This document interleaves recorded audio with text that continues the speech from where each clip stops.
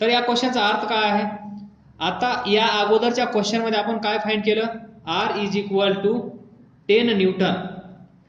R is equal to या question मध्ये सांगितलं त्यांनी R इज इक्वल टू 0 आहे.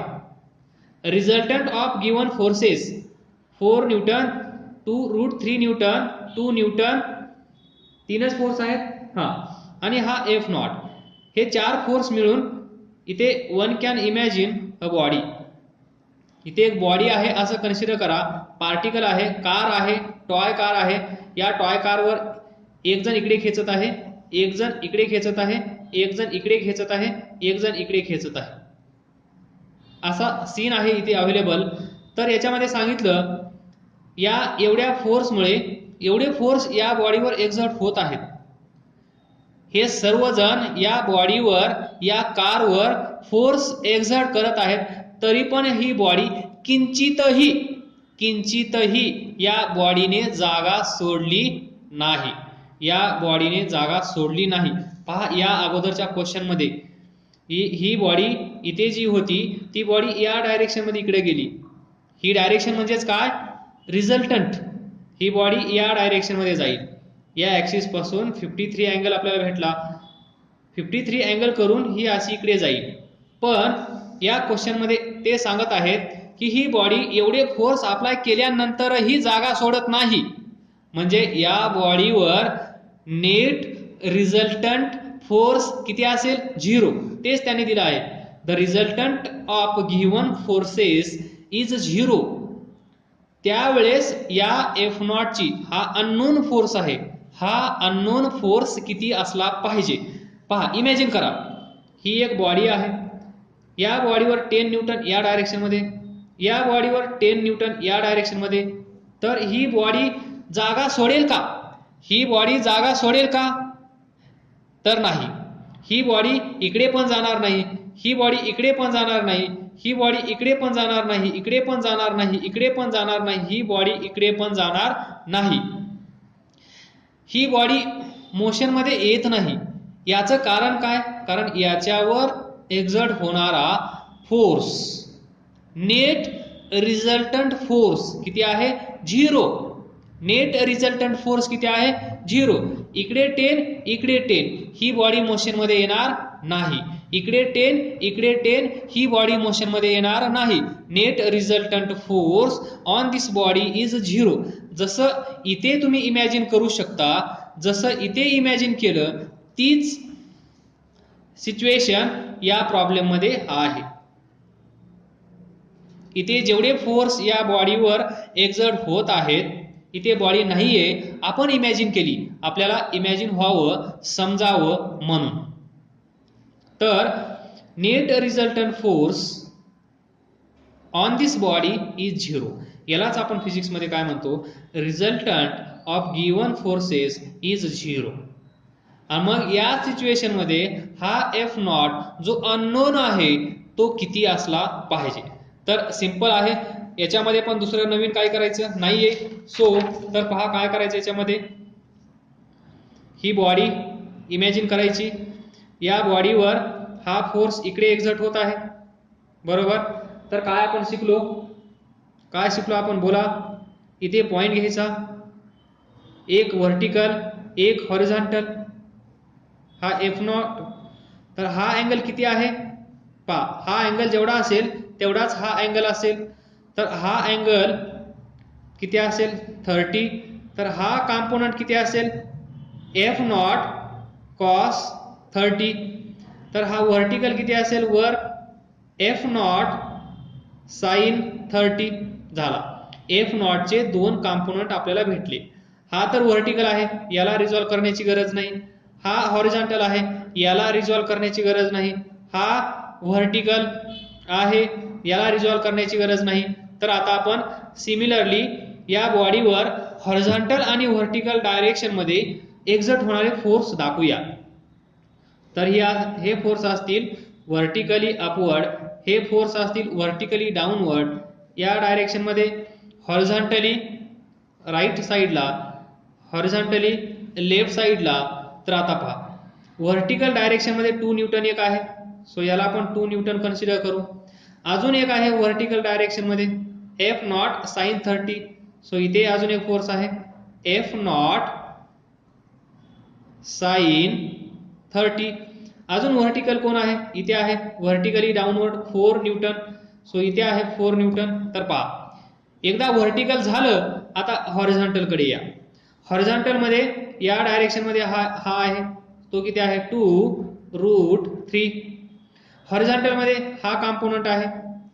सो एफ नॉट कॉस 30 एवढे फोर्स आहेत. तर पहा ही फिगर आणि ही फिगर सेम असली पाहिजे. आलं लक्षात.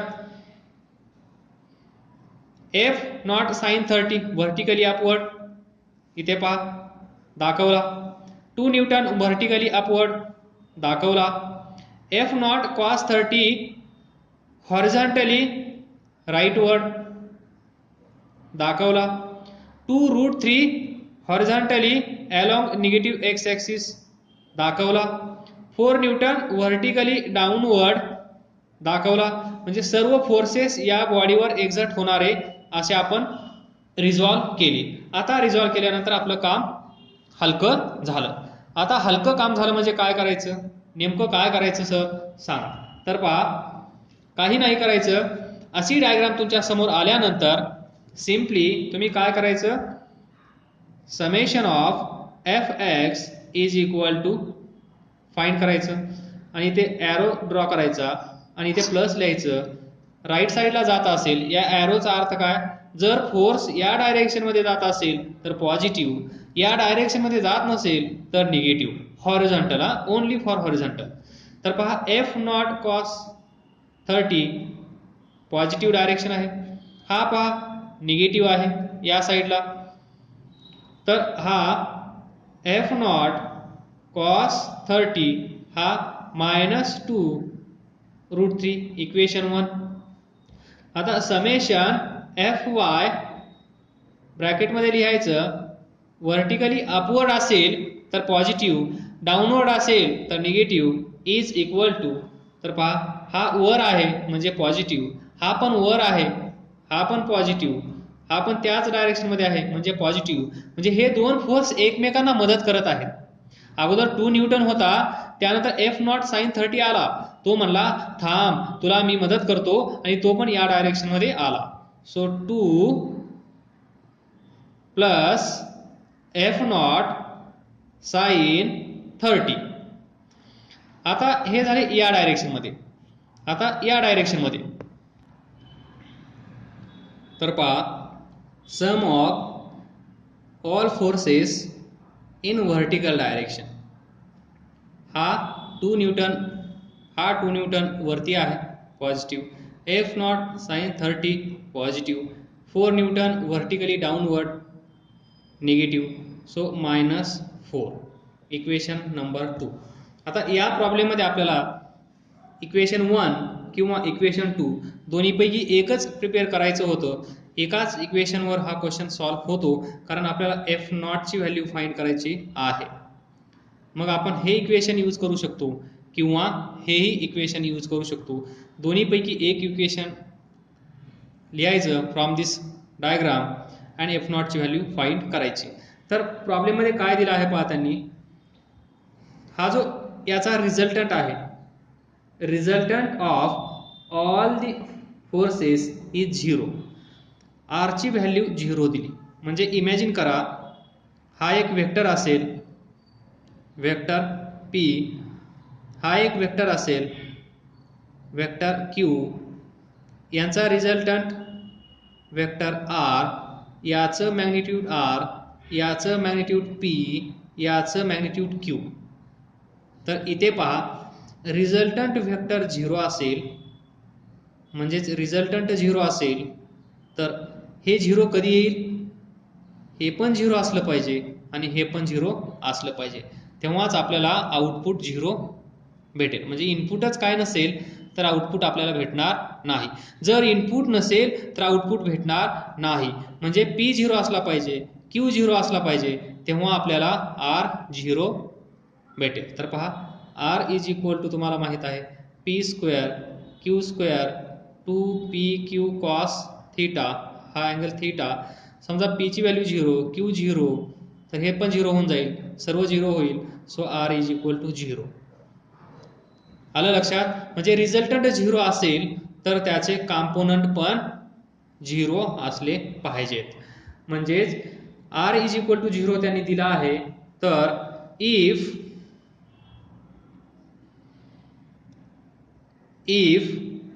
अ वेक्टर is 0, its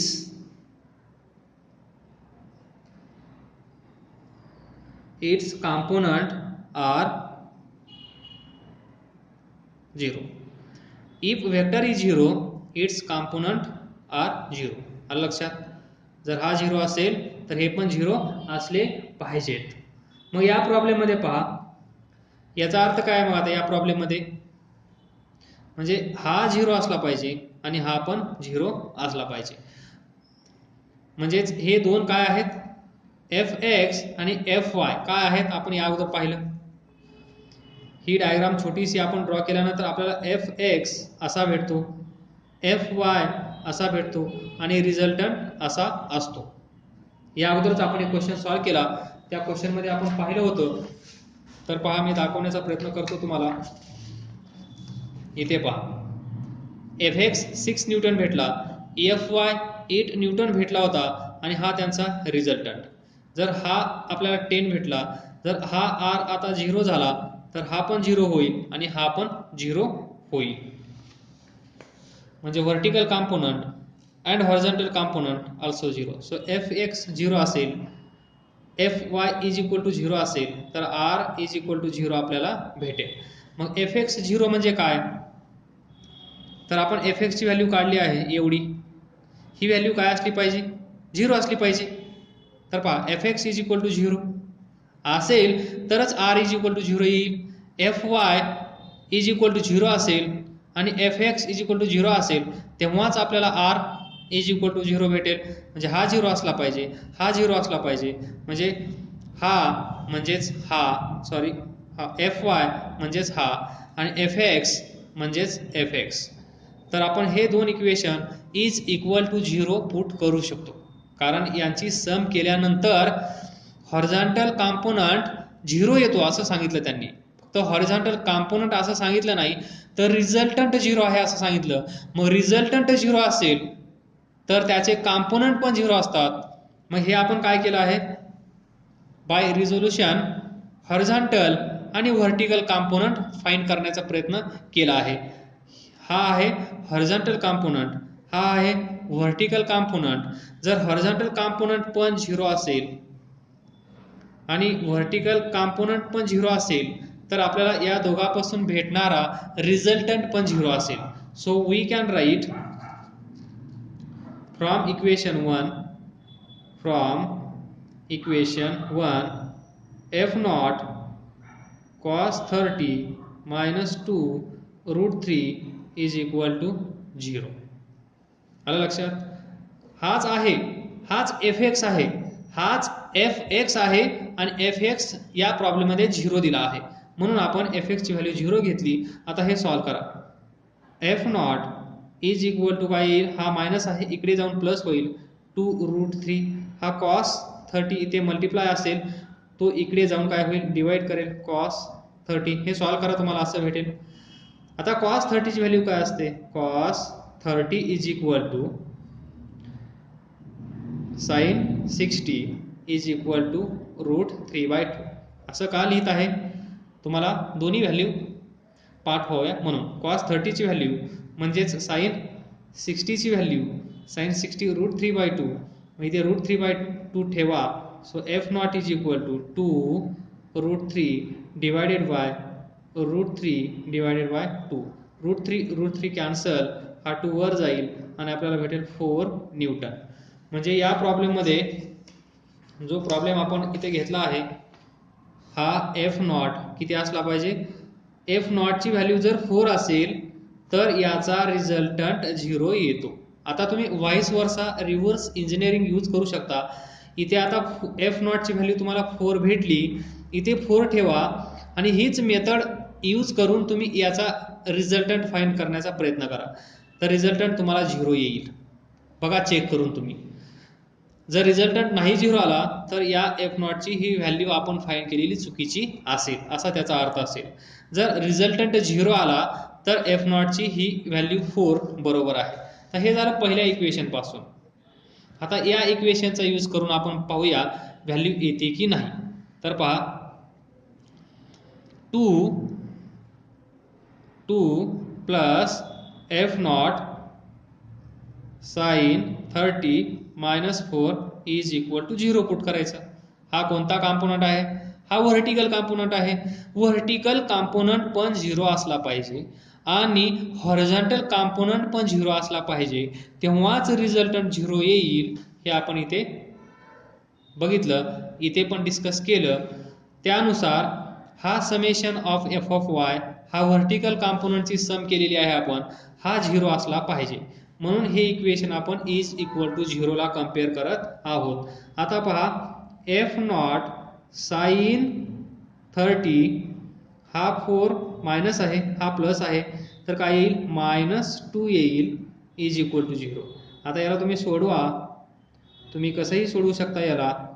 मी एकदम बेसिक स्टेप्समध्ये घेत आहे, कुणालाही प्रॉब्लेम येऊ नये म्हणून.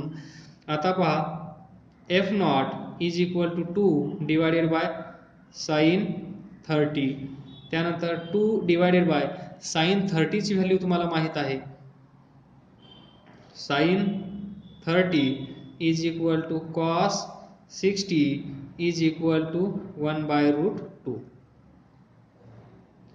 कॉस 60 ची व्हॅल्यू हाफ, साइन 30 ची व्हॅल्यू हाफ, तर मग इथे ठेवा तुम्ही, हाफने डिवाइड करा तर हे तुम्हाला भेटेल 4. 2/हाफ हा 2 वर जाईल, मल्टिप्लाय होईल, सो 4 न्यूटन. तर पहा हे इक्वेशन यूज केल्यानंतरही F0 ची व्हॅल्यू 4च येत आहे. हे इक्वेशन यूज केल्यानंतरही F0 ची व्हॅल्यू 4च येत आहे. आलं लक्षात? म्हणजे या डायग्राममध्ये F0 4 असला पाहिजे. जेव्हा या फोर्सची व्हॅल्यू 4 न्यूटन असेल तेव्हा याचा रिझल्टंट 0 येईल. रिझल्टंट 0 येईल म्हणजे summation F of x is equal to 0 असेल, sorry F x is equal to 0 असेल, F y is equal to 0 असेल. करून पहा. आता रिव्हर्स इंजिनिअरिंगचा फॉर्म्युला अप्लाय करा. रिव्हर्स इंजिनिअरिंगचा फॉर्म्युला म्हणजे आता याची व्हॅल्यू तुम्हाला 4 भेटली आहे. आता इथे F0 होता, अननोन होता, तो आपल्याला फाइंड करायचा होता, तो आता आपल्याला भेटलेला आहे. त्याची व्हॅल्यू इथे पुट करा आणि परत हीच प्रोसेस फॉलो करा. मग Fx 0 येतो की नाही ते पहा, Fy 0 येतो की नाही पहा. इथे पण तुम्हाला कळेल, इथे पण तुम्हाला मी प्रूव्ह करून दाखवू शकतो. F0 ची व्हॅल्यू किती आली? 4. F0 ची व्हॅल्यू किती आली? 4. सो cos 30 ची व्हॅल्यू किती असते? √3/2. पहा इथे cos 30 is equal to sin 60 is equal to √3/2. F0 ची व्हॅल्यू 4 आली, cos 30 ची व्हॅल्यू √3/2 -2√3 हा ॲज इट इज. आता पहा 2 2 जा हे किती असेल? 2√3. इथे पहा 2√3 हे किती येईल? 0. आता हेच इक्वेशन आपण 0 ला इक्वेट केलं आहे. जी व्हॅल्यू F0 ची आली तीच व्हॅल्यू इथे पुट केली तर हे इक्वेशन 0च येत असतं. पण तुम्ही बकायदा ही टोटल प्रोसेस करा. टोटल प्रोसेस करून सुद्धा तुम्हाला ते Fx 0च येईल आणि Fy 0च येईल, कारण हे त्यांनी गिवन आहे. या प्रॉब्लेममध्ये ते गिवन आहे. Next question. 2 forces F1 is equal to 1 Newton and F2 is equal to 2 Newton act along the line x is equal to 0 and y is equal to 0 respectively. Then find the resultant of forces. तर पहा 2 force दिले आहेत, act along line. तर पहा आता आपण एक body consider करू. या बॉडीवर 1 न्यूटन आणि 2 न्यूटन हे 2 फोर्स एक्झर्ट होत आहेत असं इमॅजिन करा. मग कोणत्या डायरेक्शनमध्ये एक्झर्ट होत आहेत हे आपण डिसाईड करूया. तत्पूर्वी एवढं लक्षात ठेवा, two forces F1 is equal to 1 Newton and F2 is equal to 2 Newton act along the line x is equal to 0. तर x is equal to 0 म्हणल्यानंतर आणि y is equal to 0 म्हणल्यानंतर रिस्पेक्टिव्हली. तर पहा, रिस्पेक्टिव्हली म्हणजे काय, x is equal to 0 म्हणजे हा, y is equal to 0 म्हणजे हा. मग x is equal to 0 कुठे असतो तुम्हाला माहित आहे. जर x is equal to 0 असेल तर तो अलॉंग y ऍक्सिस असला पाहिजे, म्हणजे 1 न्यूटन असा असला पाहिजे. कारण तुम्हाला माहित आहे x y. तर समजा हा पॉइंट इथे असेल तर इथे कोऑर्डिनेट x आणि y असतात. तर इथे x ची व्हॅल्यू काहीतरी असेल. या x ऍक्सिसवर y ची व्हॅल्यू किती असेल, 0. y ची व्हॅल्यू 0 म्हणजे y ची व्हॅल्यू 0 असेल तर ते काय असेल, x इज इक्वल बरोबर y इज इक्वल टू 0 म्हणल्यानंतर x ची व्हॅल्यू काहीतरी असेल, कारण तो या ऍक्सिसवर असेल, x ऍक्सिसवर. जर y ची व्हॅल्यू 0 असेल तर आता या ऍक्सिसवर समजा हा पॉइंट असेल तर याचे कोऑर्डिनेट काय असतात, ते x y. आता हा y ऍक्सिसवर असल्यामुळे या ओरिजिन पासून हे डिस्टन्स y काहीतरी अवेलेबल असेल, पण इथे x ची व्हॅल्यू काय असेल, 0. म्हणजे x इज इक्वल टू 0 असेल तेव्हा तो कुठे असला पाहिजे, along y axis. y is equal to 0 असेल तर तो कुठे असला पाहिजे, अलॉंग x ऍक्सिस. येते लक्षात बाय दिस लॉजिक. अरे बाबा नो, व्यवस्थित लक्ष द्या. जर हा प्रॉब्लेम सोडून द्या, इथे लक्ष द्या. x ऍक्सिसवर y कोऑर्डिनेट 0 असतो, y ऍक्सिसवर x कोऑर्डिनेट 0 असतो, म्हणजे इथे फक्त yच असेल, इथे फक्त xच असेल. तर त्यांनी काय सांगितलं, x इज इक्वल टू 0. मग x इज इक्वल टू 0 कुठे आहे, y ऍक्सिसवर. पहा, x is equal to 0 y ऍक्सिसवर, म्हणजे x इज इक्वल टू 0 तेव्हा कोणता फोर्स आहे, 1 न्यूटन. म्हणजे 1 न्यूटन कुठे असला पाहिजे, अलॉंग y ऍक्सिस. तर y इज इक्वल टू 0 कुठे असतं, y is equal to 0 x ऍक्सिसवर. मग या डायरेक्शन मध्ये कोणता फोर्स असला पाहिजे, y इज इक्वल टू 0 म्हणजे सेकंड आहे, तर सेकंड फोर्स. सो 1 न्यूटन असा असला पाहिजे आणि 2 न्यूटन असा असला पाहिजे. आणि प्रॉब्लेम इथेच सॉल्व्ह होतो. आता हा प्रॉब्लेम 2 मेथडनी मी सॉल्व्ह करून दाखवणार आहे. ही पहिली मेथड पहा, हा रिझल्टंट R असेल, या दोन फोर्स मधला अँगल 90 आहे. So R is equal to पहिला फोर्स F1 स्क्वेअर, याला F1 म्हणा, याला F2 म्हणा. डायरेक्ट करू शकतो आपण, पण तुम्हाला प्रॅक्टिस रिव्हिजन परत सांगितल्यामुळे लवकर समजेल, सो समजायला मदत होईल. सो F2 स्क्वेअर, इथे काय असतं, 2F1 F2 कॉस ऑफ या दोघांमधला अँगल 90. आता कॉस 90 0 असेल म्हणण्याची गरज नाही, कारण कॉस 90 0 असतो. सो ही टर्म 0 होईल. मग आपल्याला काय भेटेल, F1 square plus F2 square plus 0. So R is equal to F1 square plus F2 square. जेव्हा दोन फोर्स किंवा दोन वेक्टर एकमेकांना 90 डिग्री मध्ये असतात, म्हणजेच परपेंडिक्युलर टू ईच अदर असतात, तेव्हा डायरेक्ट तुम्ही हा फॉर्म्युला यूज केला तरी चालेल. म्हणजे तिथे पायथागोरस आपण यूज करत असतो, इथे बाय थ्रू वेक्टर पण आपल्याला तोच भेटत आहे. तर R is equal to F1 किती आहे, 2 आहे, त्याचा स्क्वेअर 4. F2 किती आहे, 1, त्याचा square. So root 5. So R is equal to root 5 newton. एवढा फोर्स इथे असेल, R is equal to root 5.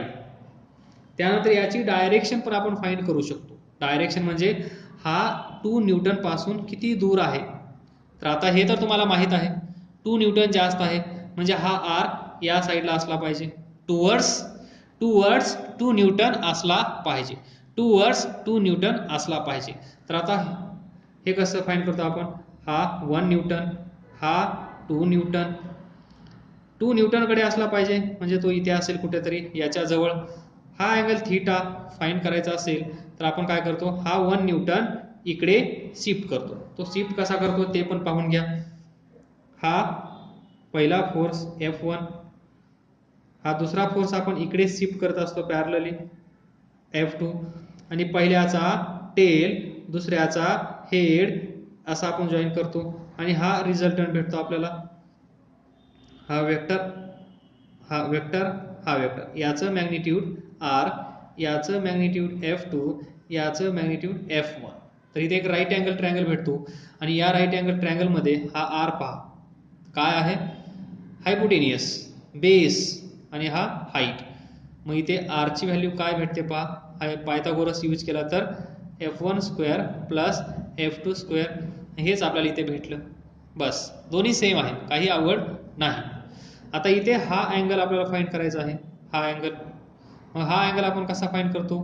So tan theta is equal to समोर कोण आहे? F2. Tan theta is equal to समोर डिवायडेड बाय शेजारी. शेजारी कोण आहे? F1. सो F2 किती आहे? F2 किती आहे? 1. सो 1. F1 किती आहे? 2. So 2. So tan theta is equal to 0.5. So theta is equal to tan inverse 0.5. This is answer. म्हणजेच हा थीटा किती असला पाहिजे? टॅन इनवर्स 0.5 एवढा आणि या 2 च्या जवळ. आता पहा आताचाच क्वेश्चन 3 और सेकंड सोल्युशन याचं. इथे काय होता? 1, इथे काय होता? 2 न्यूटन, इकडे 1 न्यूटन, आणि हा रिझल्टंट आपल्याला फाइंड करायचा होता.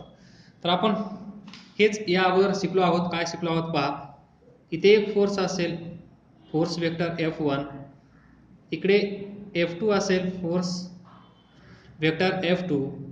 तर यांचा रिझल्टंट वेक्टर R, आणि हा कसा फाइंड करतो आपण? याला इकडे ट्रान्सफर करतो, म्हणजेच हा F1 वेक्टर, हा F2 इथे आपण ट्रान्सफर करतो पॅरलल शिफ्टिंग. त्यानंतर याला इथे हा असतो R vector, vector R. So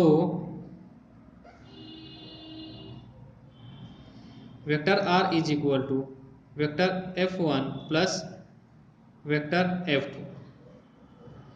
हे तुम्हाला माहित आहे. तर त्यानंतर पहा इथे, आता हेच इथे अप्लाय करू.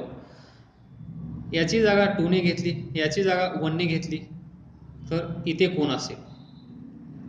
येते लक्षात? हे आपण डिस्कस केलं थेरी. आता याच्या जागेवर नंबर आहेत, बाकी काही फरक नाही. पण हा 2 न्यूटन आहे, हा 1 न्यूटन आहे, हा पहा कोणत्या डायरेक्शन मध्ये आहे? Y, हा X. तर युनिट व्हेक्टर अलॉंग दिस काय असतो? I cap. Unit vector along this काय असतो? J cap. मग याच्या अगोदरच आपण डिस्कस केलं होतं vector R. So vector R कसा लिहितो आपण? हा Rx I कॅप या डायरेक्शन मधला, याचा कॉम्पोनंट इकडे Rx, याचा कॉम्पोनंट इकडे Ry. आठवत असेल. So Rx into I cap, नंतर Ry into J cap. So Rx ची व्हॅल्यू त्यांनी किती दिली? 2. So 2 I cap. Ry ची व्हॅल्यू किती दिली? 1. So 1 J cap. 1 लिहिण्याची गरज नसते. So 2I cap plus J cap. हा झाला वेक्टर. म्हणजे हा वेक्टर काय आहे? 2I cap plus J cap. हा वेक्टर भेटला आपल्याला, म्हणजे असं भेटला. आता हे तर याला कसं सोडवतो आपण? याला कसं सोडवतो? R is equal to F1 square plus F2 square. पुढचं लिहिण्याची गरज नाही, कारण या दोघांमध्ये अँगल किती आहे? या दोन फोर्समध्ये अँगल किती आहे? 90. मग cos 90 झिरो होऊन जाईल आणि एवढंच शिल्लक राहील. याला असं सोडवतो तर मग हे पण तेच आहे. Vector r is equal to 2i cap plus j cap आहे की नाही सिमिलर. F1 वेक्टर F1 म्हणजे हे, वेक्टर F2 म्हणजे हे.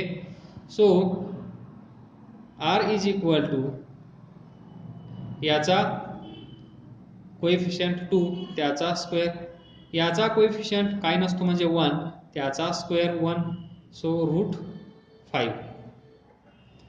ही कन्सेप्ट आपण या अगोदरच्या लेक्चरमध्ये डिस्कस केली आहे.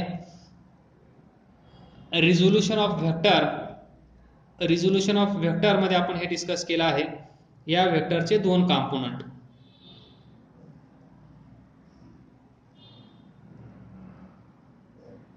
हा वेक्टर r असेल तर याचा इकडे कॉम्पोनंट वेक्टर rx आणि त्याचं मॅग्निट्यूड rx, याचा इकडे कॉम्पोनंट वेक्टर ry याचं मॅग्निट्यूड ry.